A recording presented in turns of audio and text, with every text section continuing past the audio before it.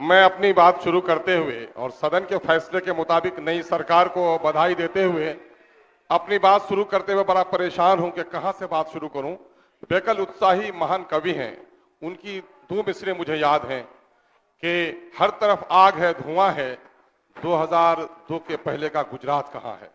मुझे आज यही कह रहा हूं कि सत्ता है और विपक्ष है, मैं ढूंढ रहा हूं कि 2005 का माननीय मुख्यमंत्री नीतीश कुमार कहां है। वचनबद्धता थी, बातों में मजबूती थी, कुछ करने का संकल्प था, लेकिन अफसोस है कि सीमांचल के एक महान कवि यूसुफ साहिदी साहब ने कहा, एक जमाना आएगा लोग जमीर बेचकर कुर्सियों से प्यार करेंगे, सियासी लोग यही कारोबार करेंगे। मुझे बड़ा अफसोस है कि आज इस सियासी कारोबार से 3 सालों के दरमियान में 3 बार सरकारें अदलती बदलती हैं, उससे नौकरशाही का बड़ा बढ़ावा हुआ है, रिश्वतखोरी बढ़ी है, लोकतंत्र की मर्यादाएं कमजोर हुई हैं।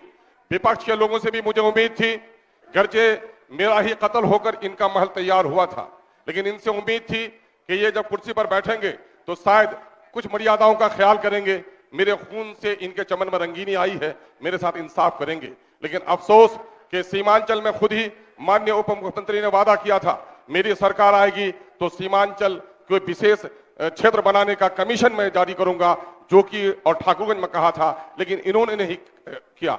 मुझे इस बात का गम नहीं है कि चूंकि सबके दिल में है खोट, सबने दिया है हमको चोट, इसलिए हम आपसे निवेदन करना चाहते हैं कि इस वक्त 500 करोड़ रुपए जो बिहार के गरीब और मजदूरों के खून के पसीने की कमाई है, जिससे बिहार में जाति आधारित गणना हुआ है, और इस गणने के मुताबिक एससी बिरादरी की आबादी 2,56,20% है।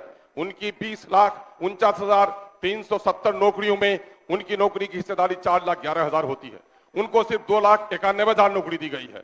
और बिहार में मुस्लिम अल्पसंख्यक की आबादी 2,31,00,000 होती है, उनकी अनुपातिक हिस्सेदारी नौकरी में 3,68,000 की होती है, और उन्हें मात्र 1,73,000 नौकरी सर 1,95,000 नौकरी उनकी समाप्त कर दी गई है। महोदय, मैं नई सरकार से आशा करूंगा और माननीय मुख्यमंत्री की वचनबद्धता का हम सबूत चाहते हैं कि कम से कम इस परिस्थिति में इन लोगों को कम से कम नौकरी दिलवाने के लिए वो विशेष प्रावधान करेंगे।